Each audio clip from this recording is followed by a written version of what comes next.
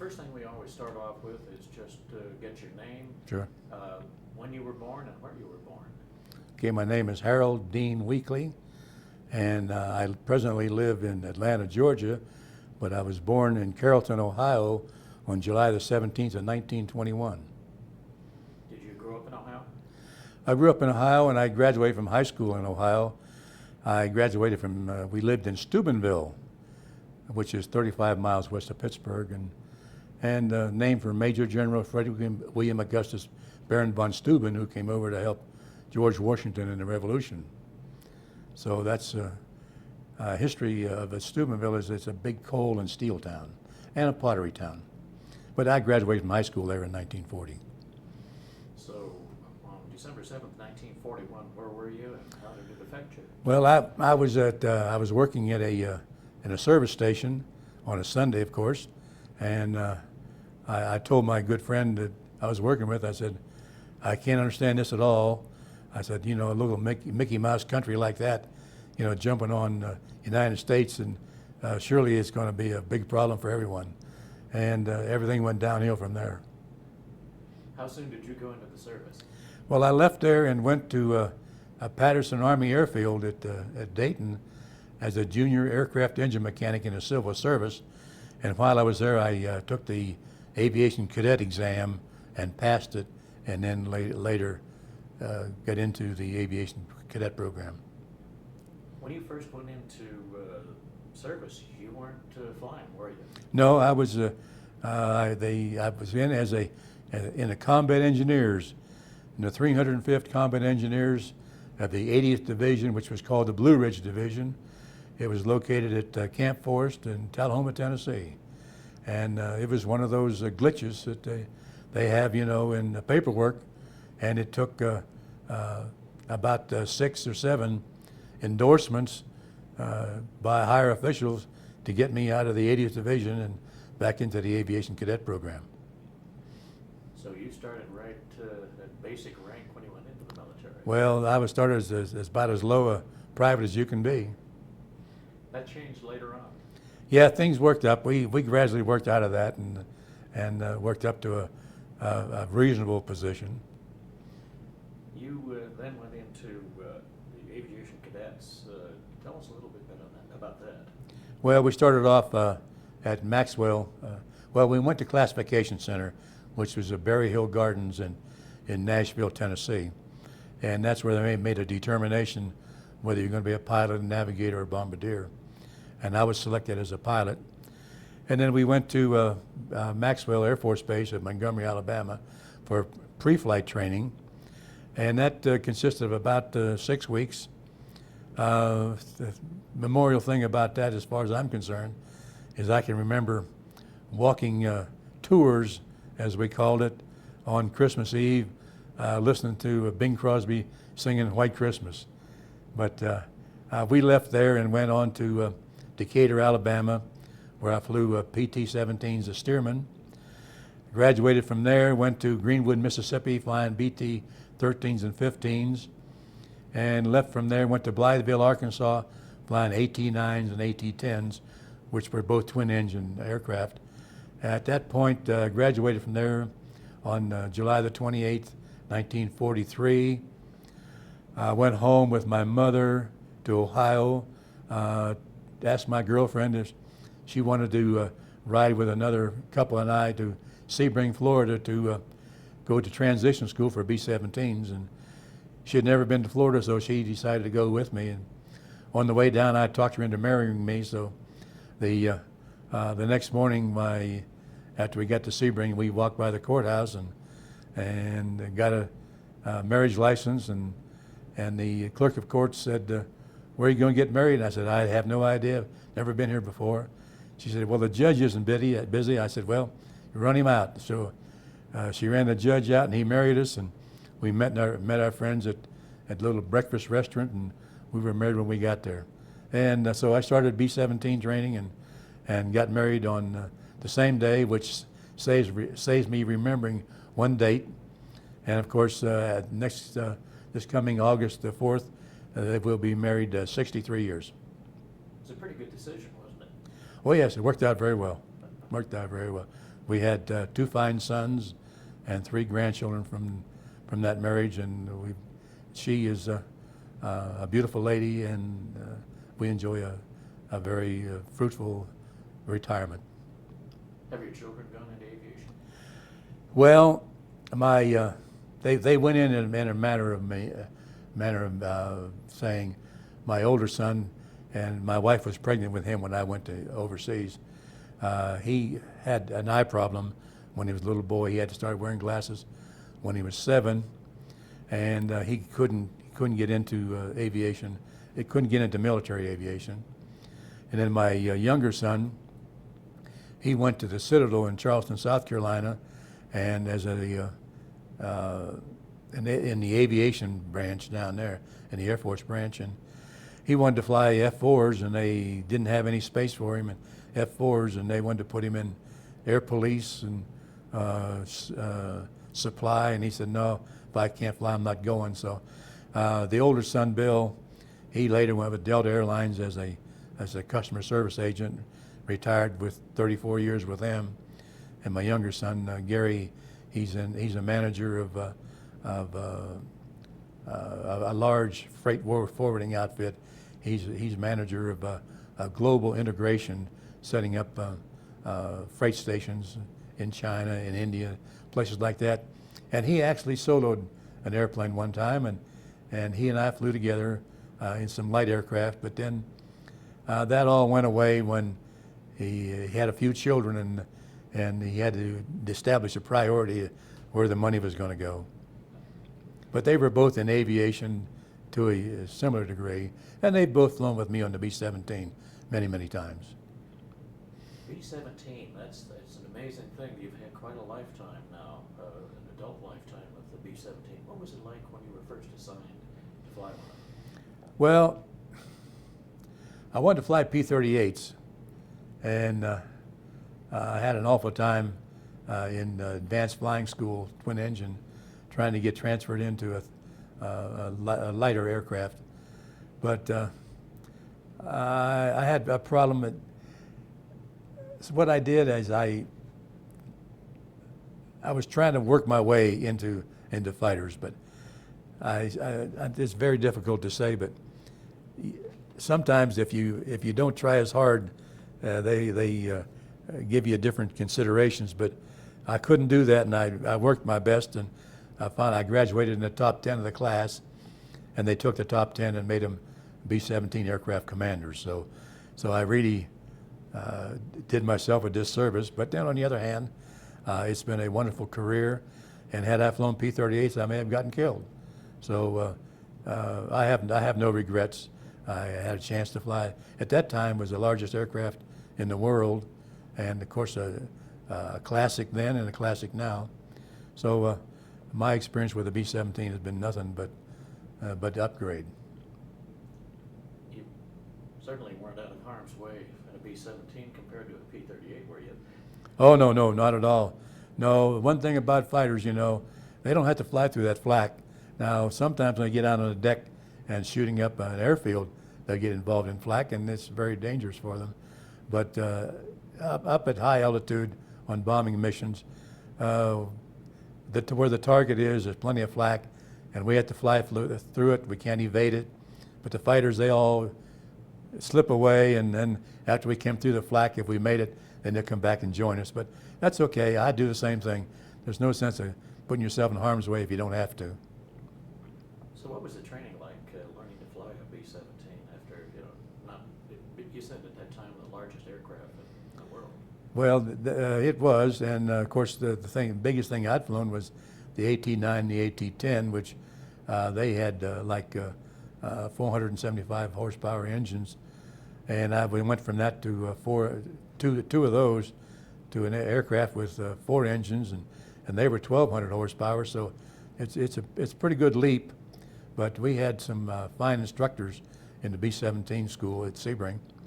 Hendricks Field was the name of the field, and they took good care of us, and they gave us some real solid foundation in multi-engine aircraft. And I have nothing but the highest regard for those people as far as instructors were concerned. And And it was very trying. It was very difficult, and it was very fast. It's like trying to drink from a fire hose, but we made it, and everything worked out well. But it still was an awful lot for a young 21, 22-year-old guy to absorb that had done nothing as far as aviation was concerned until about 6 months prior. When did you go overseas? Went overseas on my mother's birthday on May the 6th of 1944, and it was strange because everything I wanted to do in the military reversed itself on me.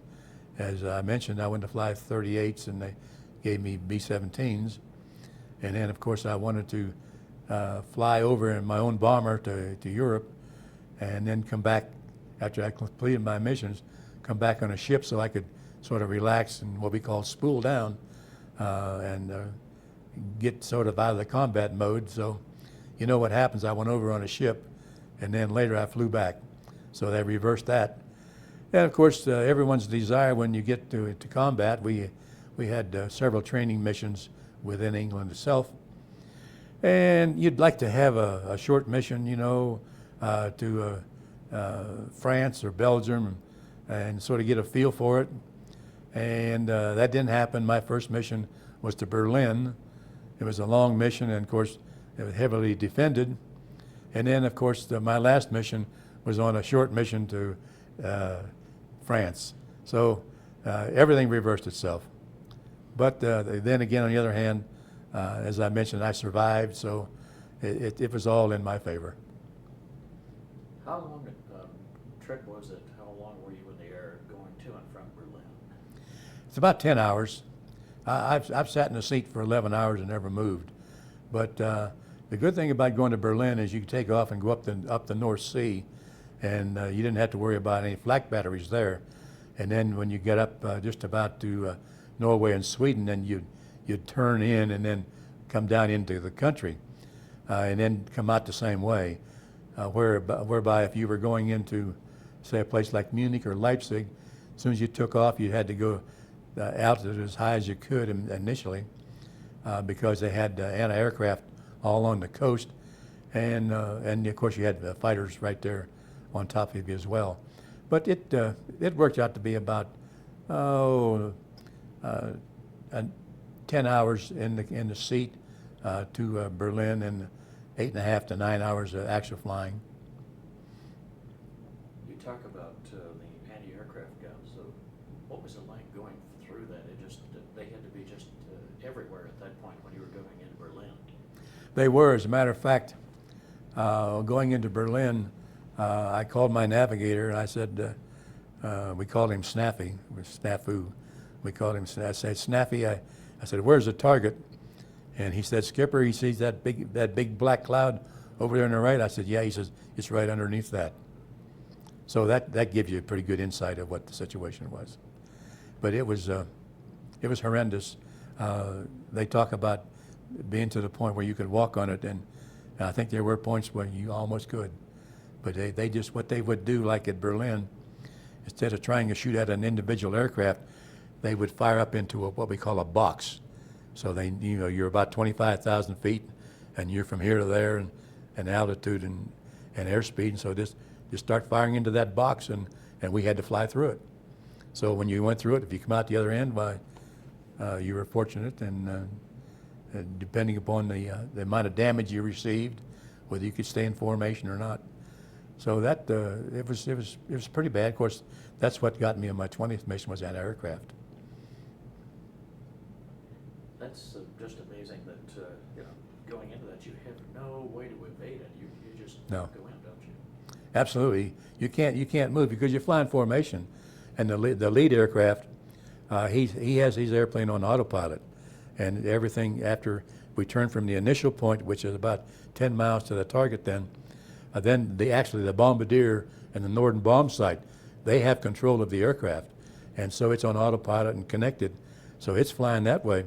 Now everybody else is flying in close formation because you want to keep a good pattern on the ground, so you're flying in good close formation, and you see Shots come up ahead of you. You'll see 1, 2, 3, 4. They're usually in groups of 4, and you know 1, 2, and you look at it and say 1, 2, 3, and 4 is me. So it's sort of a rough way to go. And the bad thing about it was, with a direct hit, and this is hard to imagine, on a direct hit, nothing falls. Those engines, those turrets, everything, it vaporizes. There's nothing that even falls to the ground. Now, on occasion, I have seen a direct hit when the wingtips were left and the wingtips fell like falling leaves to the ground. But there's 10 men on there, and 4 engines and 4 props and a number of turrets, and there's nothing. It's gone. And that's pretty frightening. Flying that kind of a close formation, how close were you really together when you were flying close? When I was flying the wing, which I flew a couple of missions with wing before I became lead, I would take my left wingtip and put it in the waist gunner's window, because the German fighters, they had a habit of they would fly down the bomb stream looking for loose formation, and with a loose formation they would fly, but they'd fly head on at you and fly between the aircraft. And I said, they ain't flying between my aircraft, because you put your wing in overlapped and put it in that waist gunner's window. There ain't no way you're getting through there. That's pretty close. That's pretty close. As a matter of fact, several times I'd see the waist gunner, and then next thing you know, I'd see 2 heads, because he tapped the other waist gunner and said, "Hey, come look at this." And he said, "There's that wing right there." Were there a lot of collisions flying that close? Not like that. There were collisions, but the collisions really weren't based on that. Most of our collisions occurred, now some did in any phases of combat, but most of our collisions occurred on join-up in England because of the foul weather that we had over there. And I was there June, July, and August, and that's as good as it gets. But it was still pretty bad weather, and you'd fly up and you take off, and we took off. If you could see 2 runway lights ahead of you, then you take off into this fog and low cloud, and you get up and there's 1,000 airplanes up there trying to join up, and the lead aircraft takes off and flies straight ahead, and the number 2 aircraft takes off, and as soon as he gets airborne, he turns 45 degrees to the right and flies for 1 minute, then turns back to the original heading, and of course the one on the left does the same thing, and then you should be flying out like this.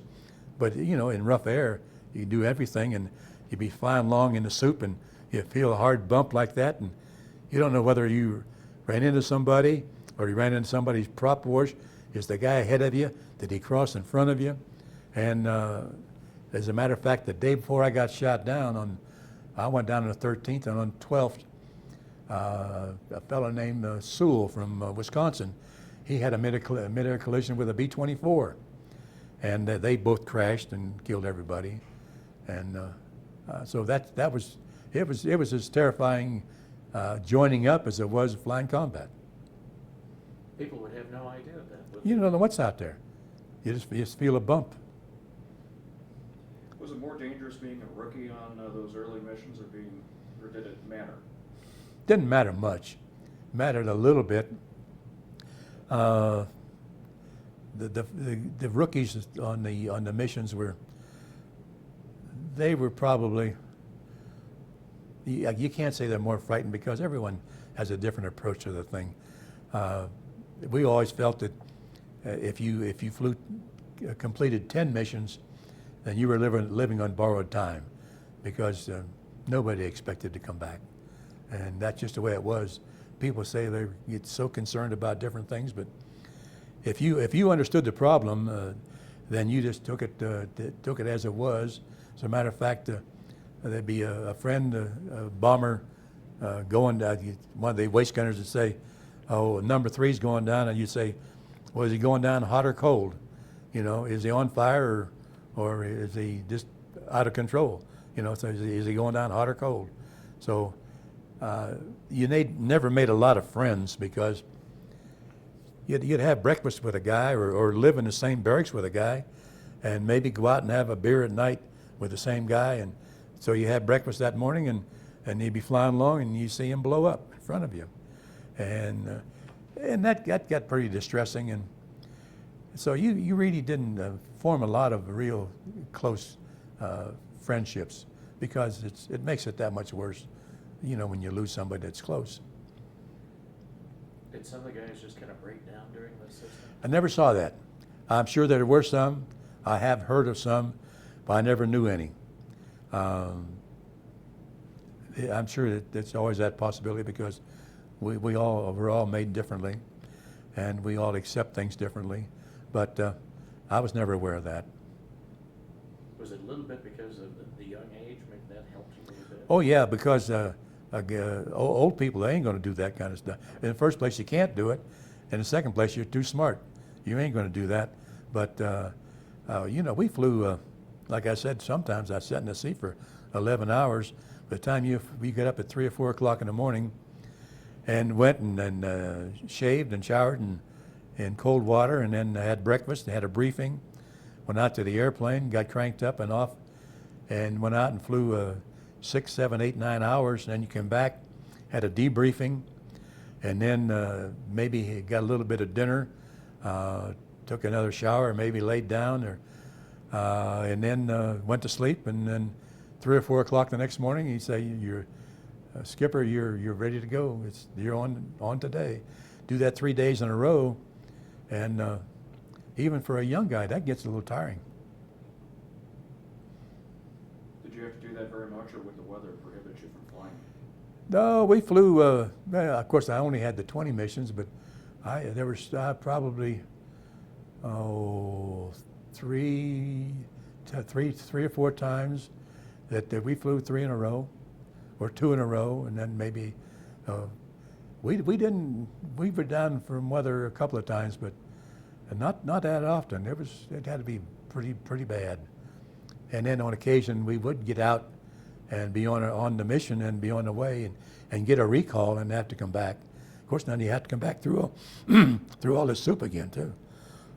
That was a question I was going to ask. It had to be awfully difficult to land.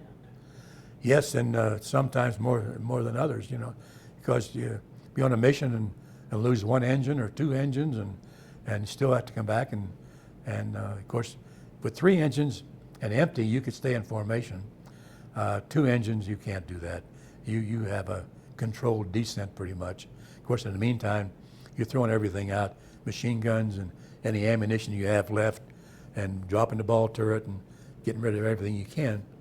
Incidentally, mention ammunition, that's something of some interest, because the most that any of the 50 caliber weapons used, now we had 13 50 caliber Browning machine guns, and their rate of fire is 750 rounds per minute, and the maximum that any gun had was 750 rounds.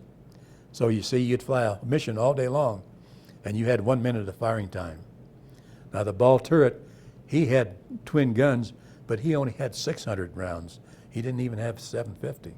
So he had less than 1 minute of firing time. That's of some interest, I believe, but very few people are aware of that. Your gunners had to be pretty good about conserving then. How'd they learn that, just by doing it? Well, no, they all went to gunnery school. They were all well-qualified people. You had 4 officers on board and 6 enlisted men, and the gunners, they themselves were staff sergeants, and the radio operator and the top turret man, they were tech sergeants, because the top turret man was also the flight engineer. So they were a little bit more educated than the gunners. Of course, they went to gunnery school as well, including the bombardier, because he had that chin turret to work with. But they had schools at Tyndall Air Force Base in Florida, and out in Tonopah, Nevada. They had gunnery schools. Had them all over. Kingman, Arizona, they had a lot of gunnery schools, and they did quite a good job. Of course, you have to understand, if you took and held that gun down for 1 minute, it would burn out the barrel anyway. So You've got nothing that you can do with that. So you have to learn to lead the aircraft, and in doing that, by just short bursts. And that's the way you did it. So Hollywood didn't quite get it right. Hollywood seldom ever gets it right. Seldom gets it right. Sometimes it's pathetic. Did you ever have any tricky landings coming back from a mission because of damage on the plane trying to get down? No, I've landed with engines out, but I did have one time on July the 4th of 1944. We were bombing a bridge in southern France, and we had two 2,000-pounders on, and that's all you can carry because it's the size of them. It's about like this, about like that. In the bomb bay, you could carry 2,000-pounders, and we couldn't drop because we couldn't see the target. Now, in occupied territory, you had to visually see the target before you drop. In the German territory, you drop whatever drop anytime you want. But we couldn't drop, so we brought those back. Now, Colonel Hunter, the commander, he was trying to get us where you could take 6 aircraft which we had in each squadron, and make one pass over the runway and peel off, and so get everybody on the ground in one pass, because we generally had at least 3 squadrons up there. And it just so happened that the first airplane to land in the formation would have been me. And so he said, now as soon as you come over the end of the runway, I want you to brake and come in and land. We all understood that. So as we came in, I told the bombardier, I said, now you let me know as soon as the nose is over the runway. He said, yes, sir. But I didn't wait for him. I just, I wanted to make sure I was right. So even before we got to the runway, I went ahead and pitched and brought it around just as hard as you could bring it, and landed long so the other guys could land behind me. So when we had the debriefing, the colonel said, we couldn't get all the airplanes down in one try. And he said that the first man didn't turn as tight as he should have, and didn't turn as soon as he should have. And he said, who was the first man? And I stood up and I said, Colonel Hunter, I'm Lieutenant Weekley, and I was the first man to pitch, and ain't nobody can pitch any harder than I can. He said, okay, who was second? That ended that conversation right there. So that was one landing that sort of I kept in my memory. What was your base over there? A place called Nut Hempstead, which nobody's ever heard of. If you travel on the railroad from London to Cambridge, about halfway up is a place called Royston. You get off at Royston, and if you go to the east, you go to a Bassingbourn, which is the headquarters of the 91st Bomb Group and of the 1st Combat Wing, and it is designated by the triangle on the tail with an A in it, and that's where the Memphis Belle came from. And you see a lot of A's in a triangle. Now, if you get on the other side of the tracks, you come to Nut Hempstead, and we had Quonset huts, and we had three crews of officers, which would be 12 guys in each Quonset hut. And we called it Mud Hempstead because of the weather and the terrain around there. They had to build wooden walkways so to keep us out of the mud in the first place. So it was pretty sad, and compared to what they had at Bassingbourn, it was really sad. So in the 1st Combat Wing we had, which was headquartered by General Gross at Bassingbourn, we had LAW. Now the L was the 381st at Ridgewell, the A was 91st at Bassingbourn, and the W was the 398th Bomb Group, which is my bomb group at Nut Hempstead. So that's the first combat wing of the 1st Division of the 8th Air Force. Made a lot of history. Oh yeah.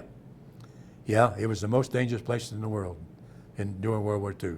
The 8th Air Force lost more people per capita than anybody. Matter of fact, my bomb group, we lost 54 B-17s, and we had killed in action 293 airmen. How many planes were there typically in the bomb group at that time? About 54. 4 squadrons of 16. Those were huge Basically. losses. Sir? Those were huge losses then. Oh, yeah, yeah. Again, Hollywood kind of shows people going over and coming back, and people here would have no idea at that time what was happening. No, but it's oddly, some crews flew 35 missions and never had the airplane damaged and never had anybody wounded. But I had a total of 11 crew members, 2 of them seriously wounded. Well, more than that. Out of that 11, we had 9 people had Purple Hearts. And the day we got shot down, we had 9 people on board. And on that day, 7 people got Purple Hearts.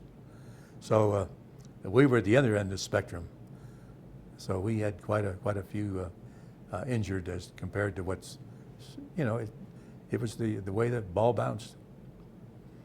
With the crewmen that were more seriously injured, were they kind of ones that kept them from flying later on? Oh yeah. My on July the 6th at Austin, my radio operator got hit in the rear end, and it hurt him pretty badly, and he was in the hospital, and his feet never touched the floor for 57 days. And then when he got recuperated, he went back to the group, and he worked then in personal equipment, handing out oxygen masks and parachutes and stuff like that. But he never flew again. And then on August the 6th, on another mission, the navigator in the airplane to my right reached over to clear his guns and didn't look where he was firing the guns, and when he did it, he shot my tail gunner's left knee off, and that irritated me pretty badly. And I called the group lead and said, "We're going back," and he said, "Okay," because that boy would have bled to death before we went on the mission and come back. So we took him back, and then he went to the hospital, serious of course, and that was on August the 6th. And then 1 week later, we got shot down. So neither one of those two were with me when we got shot down. Tell us about that mission, where you were shot down. Well, it was on August the 13th, 1944. The bomb group, we put up 36 airplanes. We were bombing a bridge at a place called La Menoir, which is up the river from Le Havre, up the Seine River to Paris, part way up. And the reason we bombed the bridge was because, as you realize, this is after D-Day, and the Germans, we were trying to keep the Germans from taking all their tanks and mechanized equipment and heavy equipment and personnel and material back to Germany itself, to rearm the fortification, so to speak. So we were on that bridge, and Colonel Hunter was leading the mission, and the lead aircraft, they had a problem with the Norton bomb sight, so we had to make a 360-degree turn. And in that time, the Germans, they had a chance to get a real eye on the altitude and everything, and they just picked me up, and because I was leading the squadron, and they just shot the hell out of me. That's all.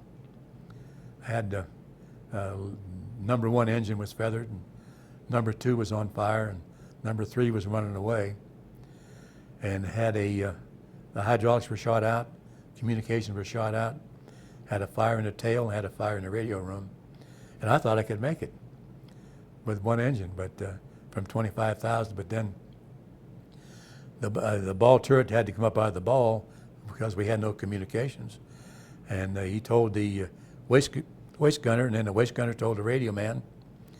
Radio man told the flight engineer, and the flight engineer told me. He said, "Skipper," he said, "we've got a fire in the wing between number 2 engine and the fuselage," and he said the aluminum is burning and bubbling and turning black. I said, "Okay, everybody out," because I couldn't ring an alarm bell, and I had no electrical, no communication, so I just turned around and went like that, and everybody was looking at me. Well, I went like that, out they went.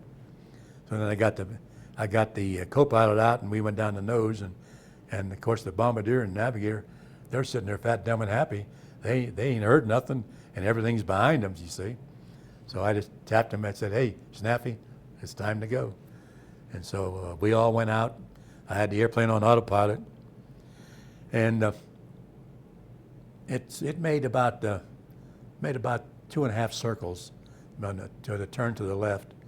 And my co-pilot, Ben Clark, who later became a federal judge, his chute opened immediately. He said, "Skipper, I didn't open it." He said, "Just open."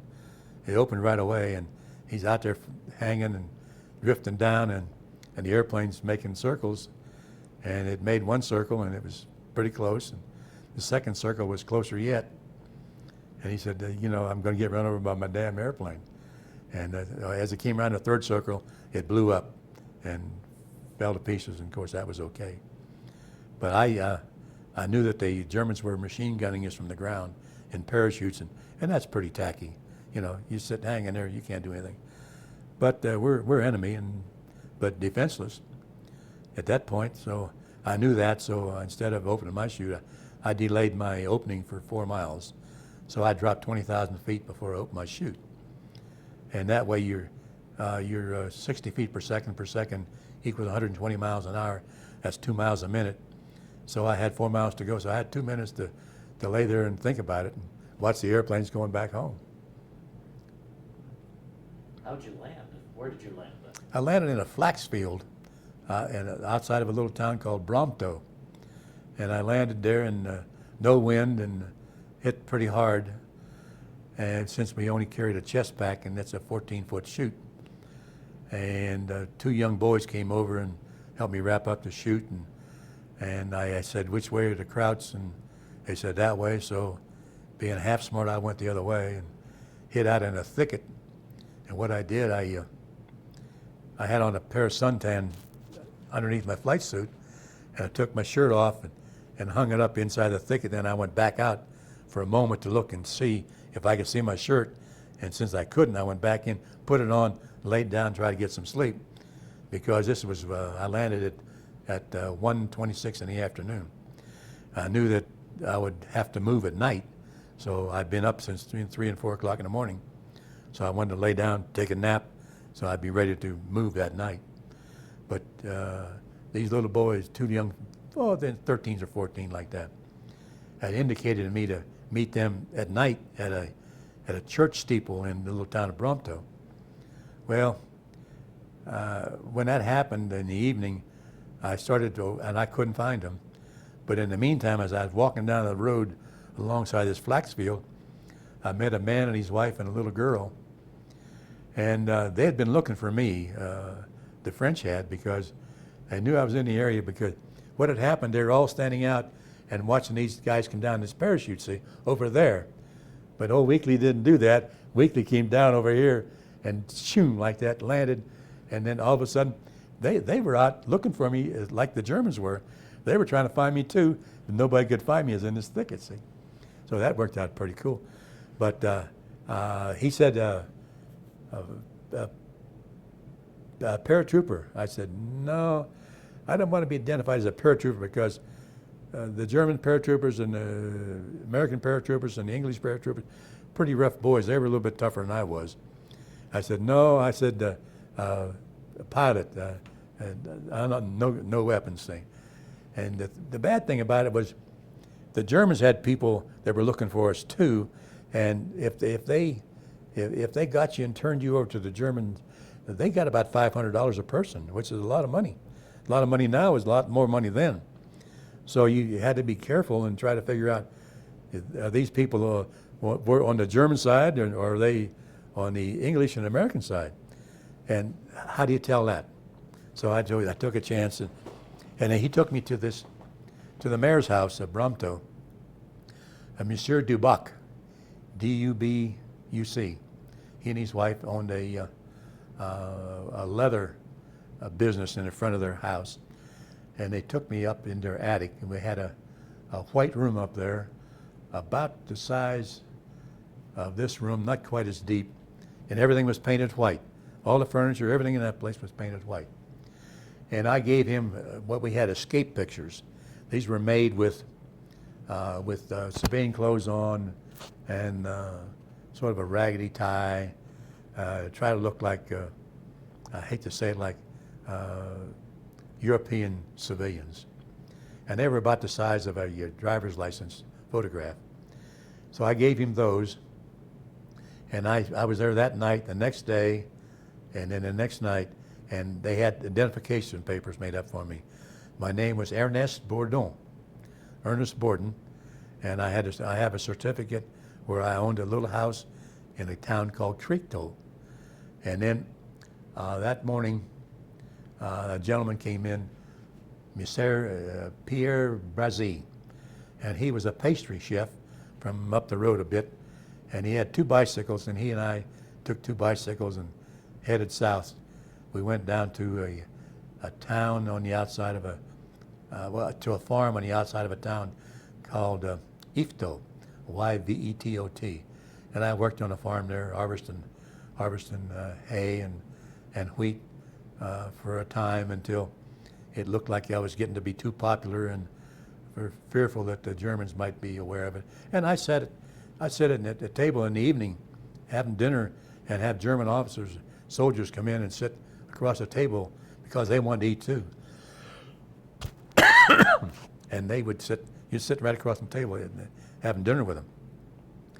And then on occasion, they'd ask the French farmer, who's this guy sitting here? And he came up with some story. And of course, he was trying to teach me, in the evening, he'd try to teach me, we'd go out in the garden, French phrases, and finally, I was so pathetic, he said, just forget it, just play deaf and dumb, and which I did. But I never could understand why there were so many deaf and dumb people about 19, 20, 21, 22, 23 years of age in that part of the country, and the Germans didn't pick up on it because they were so brilliant in other areas. As a matter of fact, when sometimes we'd pick up on your identification and your picture, they could look at the tie on the picture and tell you what group you were from. Well, they had it. They knew everything about everybody. My navigator, a bombardier, really the bombardier was the one. He was captured, and he tried to put himself off. He's a small guy, as a fighter pilot, and that wasn't good. And they had a guy there who spoke beautiful English, had lived in Brooklyn, and he was a German officer, and he's there and going through, and he got his name was Delbar, and he said, oh yeah, you're on Weekley's crew, and they had Weekley's crew there, and had names of everyone, and had the hometown newspaper clippings, you know. Here's Harold Weekley, went in the aviation cadets, and here's Harold Weekley.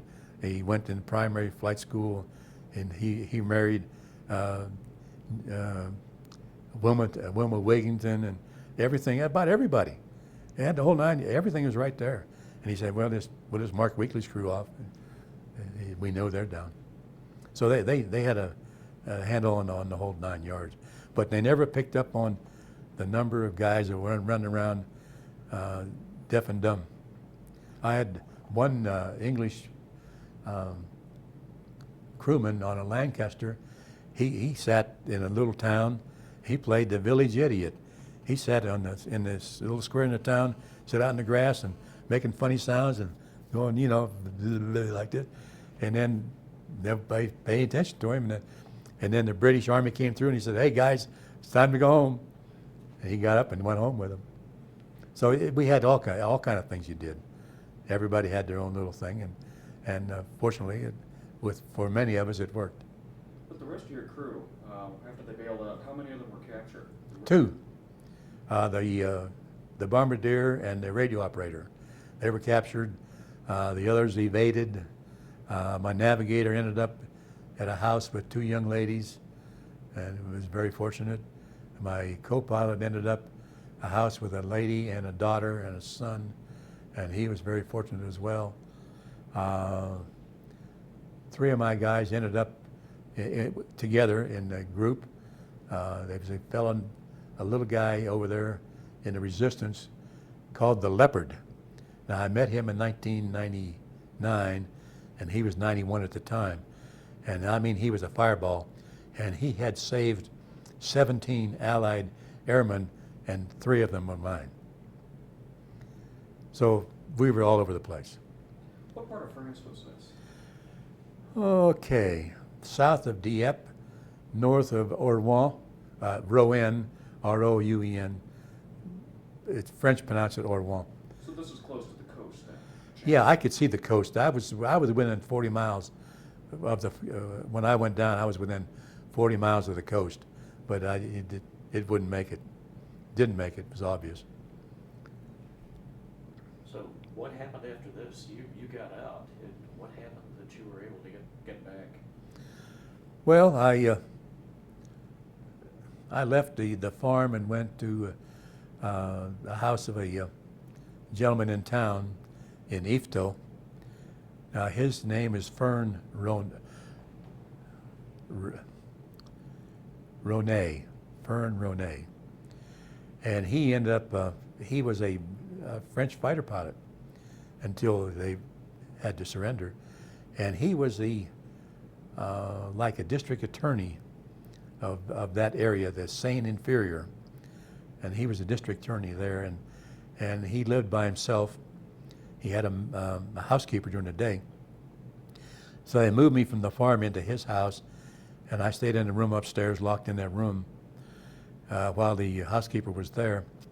And then when he came home, she left, and she had fixed dinner and everything, so he came and got me, and we went downstairs, and we sat there, and he'd go in and heat the soup and bring it out, and we'd eat the soup and drink some champagne. Of course, when I was on the farm, all we ate was green beans. That's nothing but green beans and bread. Now, bread was without butter, but then for dessert we put butter on it. But now at Fern's house was a little bit better. And then he'd go in and heat up the entree and bring it out. So we spent all evening eating and eating and chatting about everything. He spoke beautiful English. And later he became one of the judges on the trials of the French, and he was a ham radio operator, and his ham radio operator license was #1. So you know he was pretty high up the scale.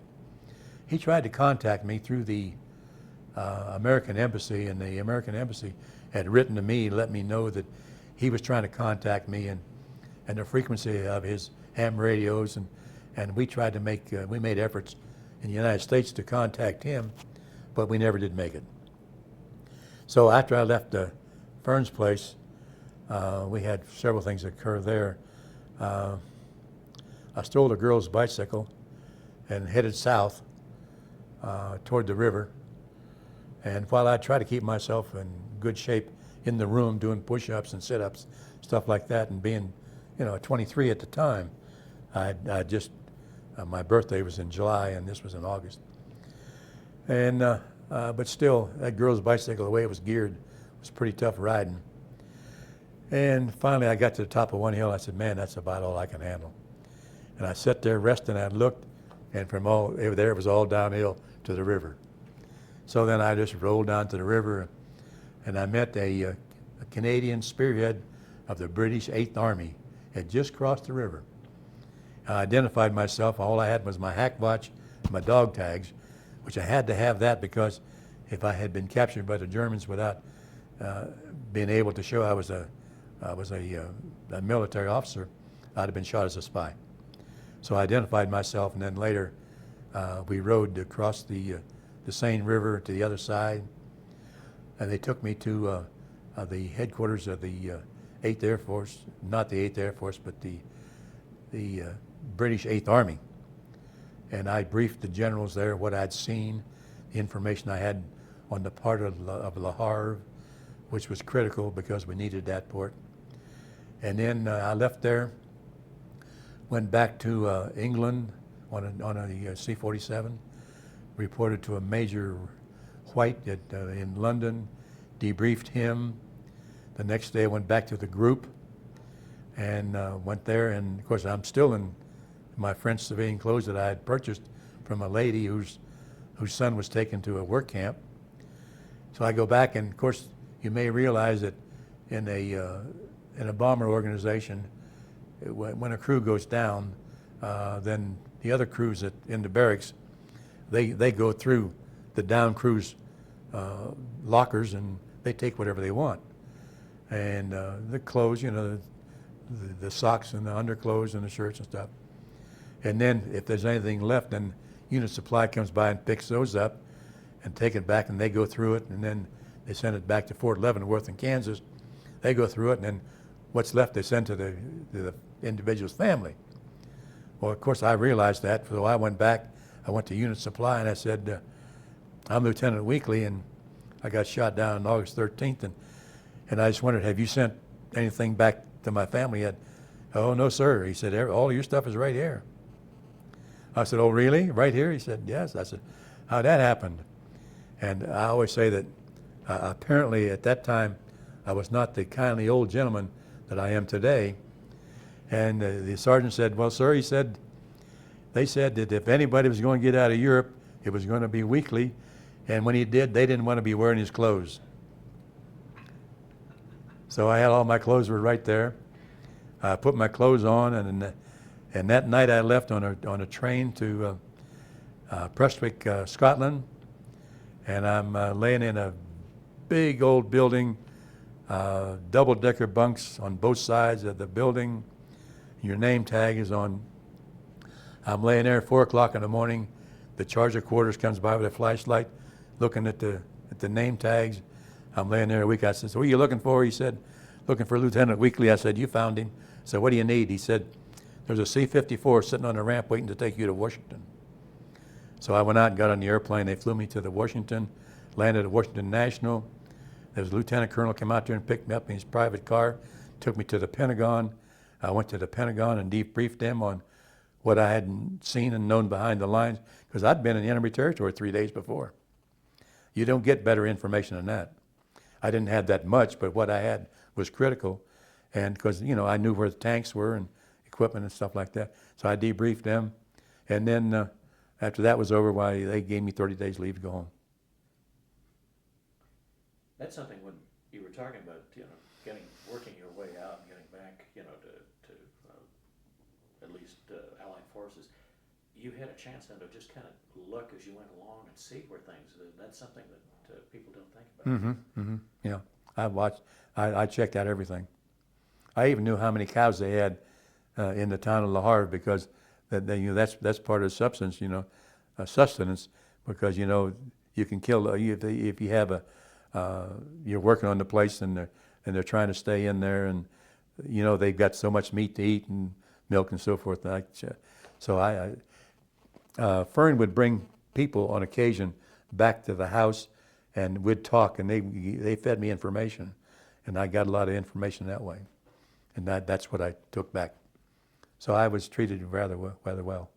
There had to be a lot of German infantry activity around there, because wasn't the breakout coming out of Normandy kind of coming your direction at that point? Yes. So that's what they were really interested in. Yeah, absolutely. And the tanks and that kind of thing. Did you, getting back a little bit, you talked about you didn't seem to learn French very well. Did you ever have any real close calls dealing with the Germans? People trying to talk to you? You had to be very careful about that. The answer is yes and no. It's not, you can't really pinpoint it. The Germans, they learn certain English phrases. And one of them, the critical one, was, show me your papers. And in English, see. So if you reach for your pocket, then you're a suspect. Now things got a little bit more critical. And I've sat in little like coffee shops in the area, and I'd be sitting there with a Frenchman, and we're on our way someplace, and the Germans sitting over there, and their table over there, and drinking tea or whatever they're drinking, I don't know. And over there jabbering, and we're sitting there talking away. But I didn't talk very much. I did a lot of listening. And then we stopped at one house, and later I found out they were so thrilled with the fact that I had been there. They took the chair that I was sitting in, and they turned it upside down. On the bottom, they wrote, Lieutenant Weekley sat here on a certain date in 1944. So there were times. As a matter of fact, as this Frenchman and I, we're riding bicycles the first part of my escape, and there'd be Germans riding bicycles the other way, and hey, everybody's very friendly and all that kind of stuff. but I still looked very American. Of course, I had a beret too. I try to make, but it was very difficult because being a young officer and trained like I was, I had to watch myself from walking erect. I had to sort of stoop my shoulders a little bit and walk along and sort of kicking rocks, and you can't shine my shoes and I had on a pair of British escape boots that I'd only worn about 3 times, and they were really nice. But see, over there you had to be careful even about your shoes because the Germans had taken all of the leather. Of course, I was at Monsieur Duboc's house, and he was a leather, built harness and stuff like that. He didn't have much. So the people, when they half sold their shoes, they half sold them in wood. They didn't have leather to half sole them. You can be dressed any way you want to, act any way you want to, have any kind of papers you want, but there's something there that's going to bite you in the fanny. Yeah, and it did. Yeah, he got them because they had rubber sole heels on their shoes. You just have no idea every little detail. And they're sharp, boy. They were better trained. They had better equipment, everything than we had. We overcame them with our production. This goes back to the tight formation. When you're flying that tight, it gives you a closer bond pattern. And what you talked about, did it make you more vulnerable when the flak came up and easier to hit planes when they were clustered? I'm not sure that it did or not, because it usually fired in groups of 4 on a battery. So I don't know. It could go either way, and I think it would go either way in a matter of minutes. But so there's no answer to that question that I'd be familiar with. The other question here is, have you been back to France, and have you been able to go back to where you were shot down? Yeah, and this is going to take more than 10 minutes. But in 1998, when the day we got shot down, there was a little boy, 7 years old, standing out in the field, his dad's field, watching the bombers go back to England, and he saw one up there making circles, and he watched it, and it blew up, and it was my airplane. He later became the mayor of the little town of Lammerville. Well, right out of Lammerville was one of the biggest pieces of my airplane landed. Mine didn't disintegrate, it just blew apart. And he got enough money over a period of years, and they built a monument to our crew right within 50 yards of the largest piece on the center of the highway. And they dedicated that on September the 25th, 1998. I couldn't go because I was already committed to fly this airplane, the EA-B-17. So my wife and I went over in 99. And the young fellow that picked us up, I had been corresponding with him, telephone and letters, and had the finest French name of anything I've ever heard. His name was Laurent Viton, Laurent Viton, and he was a postal worker. But he picked us up and took us to the mayor's daughter, and her husband had a bed and breakfast, and they took us there and we stayed there. And later we had a big ceremony at the monument, and later Laurent took my wife and I back to Bromto, where I saw the field where I landed, and the highway, and I say highway, the highway is about as wide as this table right here, but that was the highway, blacktop. I went back there, stood in the garden alongside of Monsieur Duboc's house. They're both gone, of course. And then the people that owned it now, they allowed me to take my wife up into that little room where I had stayed for 2 nights. And it's when we were standing out in the garden, you could see on the roof line, it's a long roof line, there was one skylight. And I showed her, I said, where that skylight is where my room was.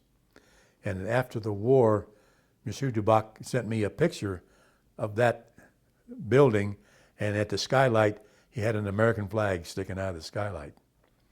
So the whole time that I was there, the only time that I became, it sort of got to me a little bit, was when I showed my wife the skylight where I'd been for the 2 nights. But we went back and we spent 8 days there visiting the whole area and had a wonderful time. Matter of fact, went down to Codbeck where I met the Canadian spearhead of the 8th Army. We went down there and Laurent took us down there and we went down there and had lunch at a little outside restaurant and saw the beautiful new bridge they had. But so that was in 1999. It was very emotional and very nice. They had a beautiful monument, and the airplane is etched in the marble, and our names are etched in the marble, and they're painted in gold, and about 5 flags sticking out the top, and fantastic. A nice return then. Yeah, absolutely. It couldn't have been better. You got some? I was just going to ask you, how'd you get involved flying the aluminum overcast? Well, Dr. William Harrison out of Tulsa, Oklahoma, he purchased this airplane in Dothan, Alabama. At Dothan, Alabama, they had 3 B-17s that they used for fire ant bombers. One of them crashed and burned in the field, and Bill took the better of the 2 in '78 and brought it to Griffin, Georgia, to have it partially restored. Well, I so happened I was an FAA inspector, and the only FAA inspector in the world that was qualified to give type rating flights on a B-17. So they came to me, and I went down to Griffin, and Bill and I both flew the airplane, and I got upgraded, so to speak, back in the equipment, and he got checked out, and he and I flew the airplane for 23 years with the EAA. And in 1989, they decided to take and paint the airplane in the colors of the airplane I got shot down in World War II. So what you're looking at there is exactly what I was flying in World War II. So I flew that airplane from 1979 until 01. My goal was to fly it till I was 80, and I was 80 in 10 days when I flew my last mission in Oshkosh. 80,000 people there. Dr. Harrison was flying with me again. I made several flights, several flybys with the people. My wife was there, and my grandchildren and my sons, and Bud Anderson and Chuck Yeager were flying P-51s, flying top cover for me during the show. And I landed, and my little granddaughter came down and said, "Granddad, Nanny and brother, they were crying because she was there." Well, I made my first flight, and there I made my last flight, 58 years apart. That's amazing. Just Well, the aluminum overcast, did it fly in Europe, or was it strictly based stateside? Oh, it never went to combat. It was one of the last 10 ever built. It was built in May of 1945, and it never went to combat. Gonna jump to a couple of quick things. One, you made quite a jump from being a private to the Army. What's the term you told me? Called Mustang. A Mustang is an individual that goes from a private to an officer. And I feel very fortunate and very proud to have done that. What was your rank when you retired? Full colonel. Now, you have a little history in this B-17 of the time that you flew it. Tell us a little bit about that. Well, I flew it for 23 years, as I mentioned. And of course, I've flown it all over the United States, and with everybody in air shows, and had many famous people flying with me. But it was very odd because I graduated in July the 28th in 1943, and my last flight was on July the 27th of '01. So you see, it was 58 years to the day, right to the day. And of course, Having done that, about the last 7 years of my flying with the EAA, I was the last World War II B-17 combat pilot, still currently flying the airplane. And then when I made my last mission, I was also the only one to have flown it in 2 centuries and in 2 millenniums. I think that's a pretty good way to wrap things So up. I've got one other question here. Oh, okay. As you flew around for 23 years, you obviously run into a lot of B-17 veterans and other veterans. What's the reaction? You know, just kind of describe the reactions these guys have when they see these planes again, sometime for the first time in 50 or 60 years. Oh, the actions of the individuals go from the complete spectrum. Some of them are thrilled to death to see it. Some of them are distressed. I've had pilots that didn't even want to go up in the airplane, and finally I'd say, "Go on, you just go up there and sit down." And they'd come back out of the airplane and the tears running down their face. And something I realized that very few people did. I'd see all these airfields have fences. I'd see a lot of women over there about my age, but people didn't know who they were, and I know who they were. They were ladies that had fiancés that went to war in World War II as crew members on a B-17 bomber, and their fiancé never came back, and they knew that they were killed in a B-17, and they came there to see what a B-17 looked like. And I've had many of them that I talked with, and I'd take them on the airplane and say, "Oh yeah, he was a waist gunner," and I'd take him to the waist and say, "Now this is where he was," and show them all about it, or whatever position they were in. And this is sort of, I don't know whether the term is proper or not, it gave some closure to these ladies. And of course there were some that the wives and their husbands were killed. And I met a lieutenant colonel one day, and he was flying a B-17 into Pearl Harbor the day Pearl Harbor was attacked. And I've just, any number of people. I went into Normal, Illinois in 1994, and there's a little fella standing there, and he had on a cap of the 398th Bomb Group. And I walked up to him right away, and we chatted. And he was a ball turret gunner, and he was as proud as he could be, and I was of him as well. And he had flown 25 missions. I said, "Where was your last mission?" And he said, "I have no idea." Of course, they didn't know and didn't care. You know, it's just the way we just get in and go. And I said, "When was it?" He said, it was August the 13th, 1944. I said, "Well, I can tell you where it was. It was your last mission. It was mine too. It was the same day I got shot down." I said, "That day you bombed a bridge at La Menoir, France." And he never knew that. And I told him where his last mission was. So you see, you meet all kind of people. It's a tremendous experience. I love flying. I did it for 58 years. And I love the equipment. I love the feeling of the power. And I love all of the maneuvers you can do with it. But more than all, I love the people that surround it. To me, the finest people in the world are people that are involved in aviation. I just love them to death. And I'd do anything in the world for them. And I think most of them know that. And my life has been a wonderful experience in aviation. I trained jet fighter pilots for Korea, and I trained jet instructor fighter pilots for Vietnam, and I developed a gunship called the Shadow for Vietnam, and I flew DC-9s, and I checked out captains in 727s, and flew a 4-engine jet all around the world for 3.5 years. So that's about as good as it gets. But nothing compares to a B-17. B-17 has a special place. B-17 is a classic, and they built 12,731, and there's about 13 flyable. There's a few that are flying, and the EA B-17 out here is probably, if not the best, one of the 2 top best B-17s in the world.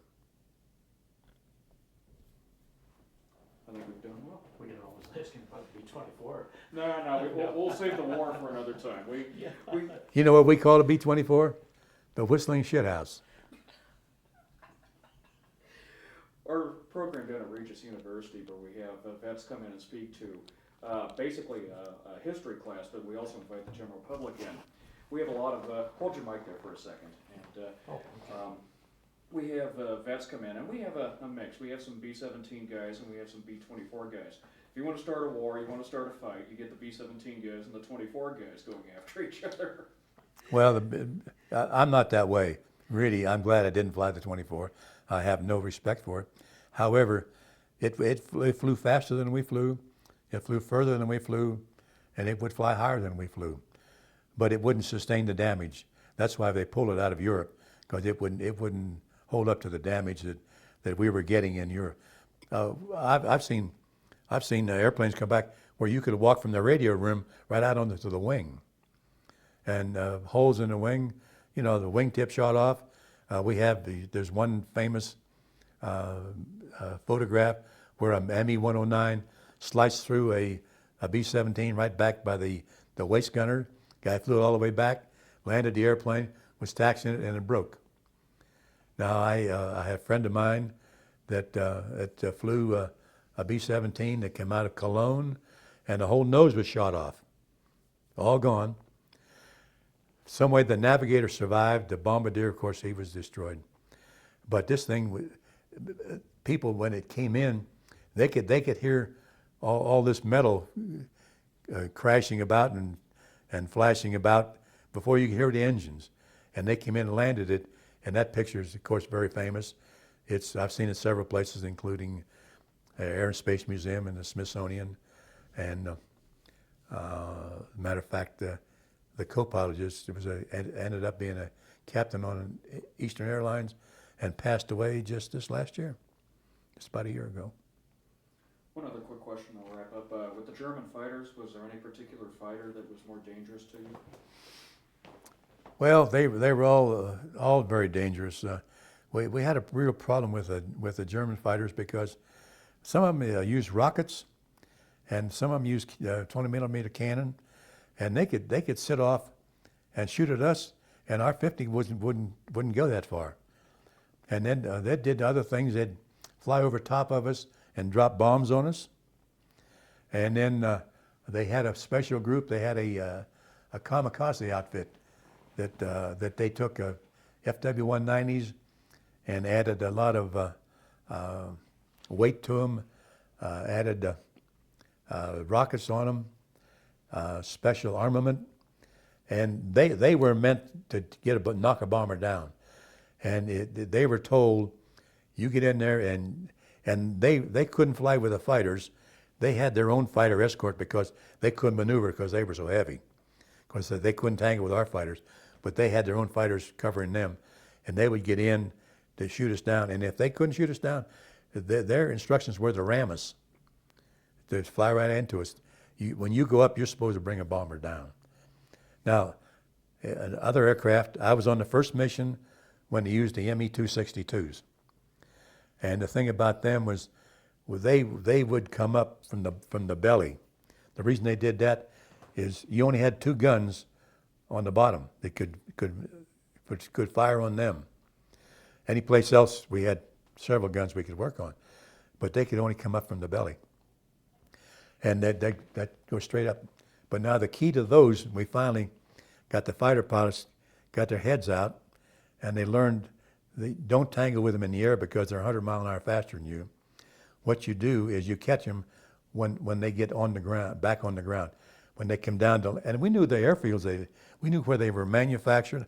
Letchfeld, July the 19th of 44, I bombed Letchfeld.